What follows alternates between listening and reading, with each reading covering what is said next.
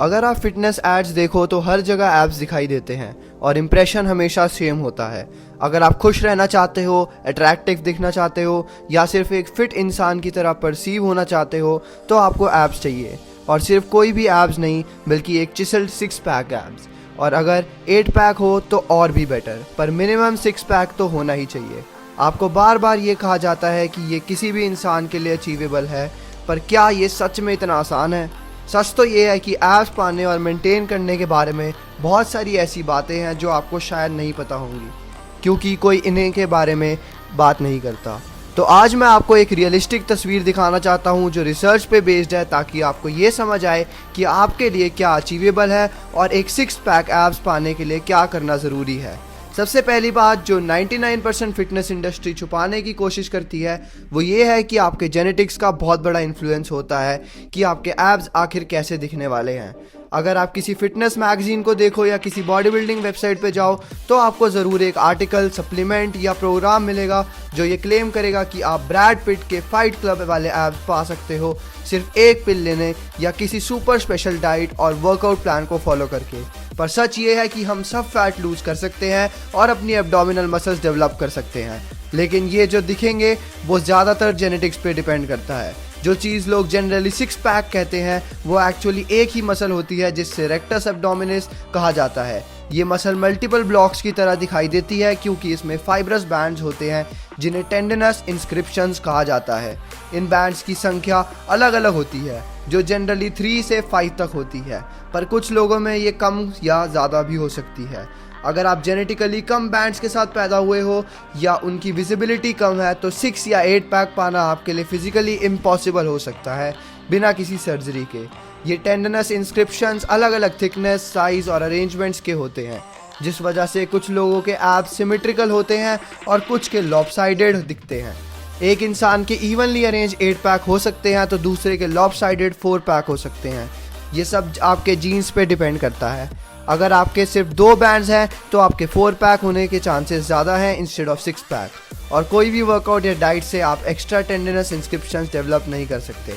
इसी वजह से आर्नोल्ड श्वार्ज़नेगर को हमेशा अपने एब्स को लेकर स्ट्रगल करना पड़ा और उन्होंने अपने पोजिंग रूटीन्स में उन्हें कम हाईलाइट करने की कोशिश की।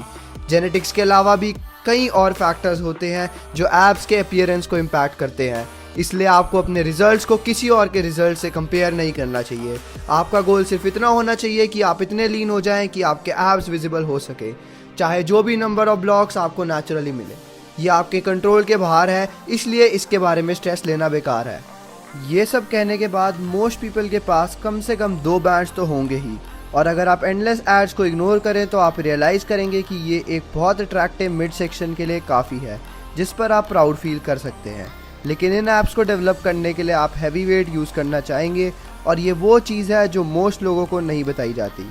मोस्ट ट्रेनर्स आपको बताएंगे कि आपको अपने ऐप्स को हाई अमाउंट ऑफ रेप्स के साथ ट्रेन करना चाहिए क्योंकि वो mostly slow Twitch muscle fibre से बने होते हैं और उनमें हार्डली कोई फास्ट ट्विच फाइबर्स होते हैं। लेकिन साइंटिफिक एविडेंस इस आइडिया को सपोर्ट नहीं करता। ये एक्चुअली दिखाता है कि एब्स में एक बैलेंस प्रोफाइल होता है, अराउंड 55 से 58% स्लो ट्विच फाइबर्स और बाकी half fast Twitch fibres muscle से बना होता है। आपका रेक्टस एब्डोमिनस एक मसल है तो सेंस बनाता है कि हम अब एब एक्सरसाइजेस के लिए हैवी वेट यूज़ करें, बिल्कुल वैसे ही जैसे हम अपने बाइसेप, लेग और चेस्ट एक्सरसाइजेस के लिए करते हैं।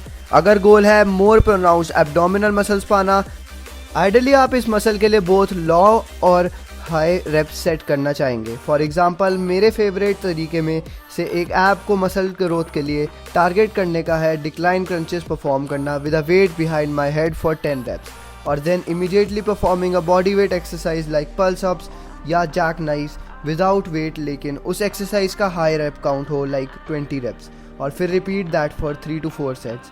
आप सिंपली ये 3 से 4 different pairs of ab exercises के साथ कर सकते हैं और मैं प्रॉमिस करता हूँ आपको बेटर और फास्टर रिजल्ट्स मिलेंगे एंडलेस क्रंचेस करने से। और ये हमें सीधा एक और कॉमन मिथ की तरफ ले जाता है, ये आइडिया कि डायनामिक कोर एक्सरसाइजेस करना जैसे क्रंचेस और लेग रेजेस आपकी बैक के लिए बैड है। इस आइडिया की प्रॉब्लम ये है कि according to leading exercise scientist जिन्होंने ऐप ट्रेनिंग पर अवेलेबल सारे एविडेंस को रिव्यू किया, पता चला कि सारे डायनामिक स्पाइनल एक्सरसाइजेज सेफ है एज लॉन्ग एज वो 3 क्राइटेरिया मीट करते हैं। पहला है कि आपको ग्रेजुअली प्रोग्रेस करना चाहिए ताकि आपके नर्वस सिस्टम, मसल्स और इवन स्पाइनल डिस्क को अडेप्ट होने का टाइम मिले। So before you perform weighted decline crunches, make sure आप बॉडी वेट फ्लोर क्रंचेस कर सकते हैं।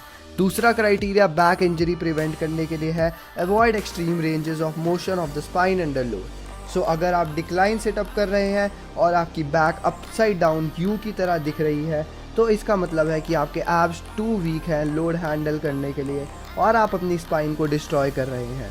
ये extreme range of motion almost किसी भी एब एक्सरसाइजेस के दौरान हो सकता है, इंक्लूडिंग अ रेगुलर क्रंच। तीसरा गाइडलाइन है limited target core specific exercises like crunches, situps और leg raises to the end of your workout या सेपरेट वर्कआउट। ये इंपॉर्टेंट है क्योंकि एब आइसोलेशन एक्सरसाइजेस करना before heavy compound movements raises your risk of a back injury by fatiguing the stabilizer muscles in your core before performing compound exercises with heavy loads like deadlifts या squats that require those same core muscles to support your spine। और जब हम exercises की बात कर रहे हैं जैसे डेडलिफ्ट्स, आपको पता होना चाहिए कि कंपाउंड एक्सरसाइजेस अलोन ऑप्टिमली आपके एब्स को स्टिमुलेट करने के लिए इनफ नहीं है। अगर आप सिर्फ moderate level of app definition चाहते हैं या आप करंटली जितना ऐप डेफिनेशन है उसको मेंटेन करना चाहते हैं तो शायद आपको कोई डायरेक्ट ऐप एक्सरसाइजेस करने की ज़रूरत ना हो। लेकिन अगर आप ऑप्टिमल ऐप डेवलपमेंट के लिए जा रहे हैं तो कंपाउंड एक्सरसाइजेस अलोन काफ़ी नहीं है। इनफैक्ट अगर आप बिगिनर फेज से आगे हैं तो अनलाइकली है कि आप कंपाउंड एक्सरसाइजेस आपके ऐप्स बिल्ड करने में फर्दर हेल्प करेंगे। ये इसलिए है क्योंकि most compound exercises including squats और डेडलिफ्ट्स एब्स को इफेक्टिवली एक्टिवेट नहीं करते। ये फिजियोलॉजिकल स्टैंड पॉइंट से सेंस बनता है क्योंकि आपकी स्पाइन रियली फ्लेक्स या रोटेट नहीं करती इन मूवमेंट्स के दौरान, और रिसर्च भी इसी को कंफर्म करती है। फॉर एग्जांपल हमारे पास एक स्टडी है जिसने एब्डोमिनल मसल एक्टिवेशन में डिफरेंस एग्जामिन किया डिफरेंट एक्सरसाइजेस के बीच। जब वेरी हैवी सेट्स का एक सेट परफॉर्म किया गया तो एब मसल एक्टिवेशन इतनी लो थी कि वो even 20% of the maximum voluntary contraction limit तक नहीं पहुंची। दूसरी तरफ जब स्ट्रेट लेग सिटअप्स परफॉर्म किए गए उन्होंने एक्सटर्नल ऑब्लिक्स और रेक्टस एब्डोमिनिस को अराउंड 40% तक एक्टिवेट किया, जो कि स्क्वाट से प्रोड्यूस हुए एक्टिवेशन से डबल से ज़्यादा है। अदर स्टडीज़ इन रिजल्ट्स को कंफर्म करते हैं। फॉर एग्जांपल क्लीनिंग जर्क्स पर रिसर्च भी दिखाती है कि low levels of core activity होती है, जिसका मतलब है कि इवन अ क्लीनिंग जर्क जो कि एक डेडलिफ्ट, एक स्क्वाट और एक ओवरहेड प्रेस के मूवमेंट पैटर्न्स को इंक्लूड करता है, वो भी एब्स को इफेक्टिवली ट्रेन नहीं करता। मेक नो मिस्टेक, कोई डाउट नहीं है कि ये इरेक्टर स्पाइनल के लिए एक इफेक्टिव एक्सरसाइज है, लेकिन reason why most compound exercises आपके एब्स के लिए ऑप्टिमल नहीं है ये है कि कंपाउंड एक्सरसाइजेज आपके एब्स को स्टैटिकली ट्रेन करते हैं। ये एक्चुअली ऐसी चीज़ है जिससे मोस्ट लोग एब्स के मामले में समझते नहीं हैं। बोथ द एसेंट्रिक जो कि लोअरिंग फेज़ है और कॉन्सेंट्रिक जो कि लिफ्टिंग फेज़ है, दोनों यूनिक बेनिफिट्स ऑफर करते हैं जो आपको स्टैटिक या आइसोमेट्रिक मूवमेंट्स से नहीं मिलता। फॉर एग्जाम्पल जब आइसोमेट्रिक कॉन्ट्रैक्शन से कंपेयर किया जाता है, आप एसेंट्रिक कॉन्ट्रैक्शंस के दौरान 2 टाइम्स मोर फोर्स प्रोड्यूस कर सकते हैं और कॉन्सेंट्रिक कॉन्ट्रैक्शंस के दौरान 50% मोर फोर्स। इसका मतलब है कि डायनामिक एक्सरसाइजेज आपको अलाउ करती हैं मसल्स को ग्रेटर एक्सटेंट तक ओवरलोड करने के लिए, leading to a more potent growth stimulus. Eccentric और concentric phases also activate different anabolic cell signalling patterns, जो ऐसा कुछ है जिससे आप आइसोमेट्रिक एक्सरसाइजेस के दौरान फुल्ली बेनिफिट नहीं करते। अब इसका मतलब ये नहीं कि आइसोमेट्रिक कोर एक्सरसाइजेस बेनिफिशियल नहीं हो सकती। फॉर एग्जांपल वो कुछ लोगों के लिए लोअर बैक पेन का रिस्क रिड्यूस करने में हेल्प कर सकती हैं, लेकिन अगर आप ऐप डेवलपमेंट को ऑप्टिमाइज करना चाहते हैं तो आपको डायनामिक एक्सरसाइजेस पर फोकस करना होगा, और सारे ऐप एक्सरसाइजेस डायनामिक नहीं होते। फॉर एग्जांपल मोस्ट लोगों को कभी नहीं बताया गया कि प्लैंक्स इतने अच्छे नहीं हैं एप्स बिल्ड करने में। इसका कोई रीज़न है, उनमें से एक वो है जो मैंने अभी डिस्कस किया कि प्लैंक्स आपके एप्स को स्टैटिस्टिकली ट्रेन करते हैं डायनामिकली की जगह। लेकिन दूसरा रीज़न है कि एक रेगुलर प्लैंक को 1 मिनट तक होल्ड करना मोस्ट लोगों के लिए टू ईजी है। प्लैंक की डिफ़िकल्टी को बढ़ाने के तरीके हैं। एक तरीका है long lever posterior pelvic tilt plank करना, जिस पर रिसर्च ने दिखाया कि इस वेरिएशन से रेगुलर प्लैंक्स की तुलना में एप्स का ओवर 100% एक्टिवेशन रिजल्ट हुआ। लेकिन इवन इस significant increase in muscle activation के साथ even the long lever plank is still not a very effective ab builder. ये कोर स्टेबिलिटी के लिए ग्रेट है लेकिन मसल ग्रोथ के लिए नहीं, क्योंकि एब्स पर टेंशन एंटायरली आइसोमेट्रिक या स्टैटिक है। फाइनली मैंने इस बात को लास्ट के लिए सेव किया क्योंकि मैंने इस बात का न्यूमरस टाइम्स मेरे चैनल पर मेंशन किया है, लेकिन आप में से कुछ को शायद अभी भी पता ना हो कि आप बेली फैट को रिड्यूस नहीं कर सकते एब एक्सरसाइजेस करके। इसको प्रूव करने के लिए आपको रियली किसी और जगह देखने की ज़रूरत नहीं है। 2011 के स्टडी से ज़्यादा जो journal of strength and conditioning research में पब्लिश हुई थी, जहां साइंटिस्ट ने पार्टिसिपेंट्स से 4 hours of ab training every single week for 6 weeks करवाई, लेकिन ऑल देयर हार्ड वर्क के बावजूद ab exercises led to no belly fat reduction या कोई भी फैट लॉस इन जनरल।